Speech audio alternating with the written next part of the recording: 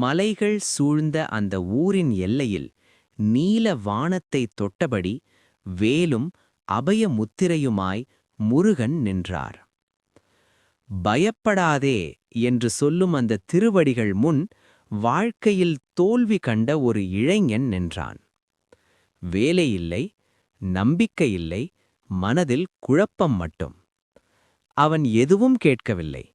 அமைதியாக முருகனின் முகத்தை பார்த்து கொண்டே இருந்தான். அப்போது சூரிய ஒளி வேலில் விழுந்தது. அந்த ஒளி அவனின் மனத்தையும் தொட்டது. ஒரு குரல் கேட்டது. உழைப்புதான் என் வழிபாடு, துணிவுதான் என் அருள். அந்த நாளிலிருந்து அவன் மாறினான்.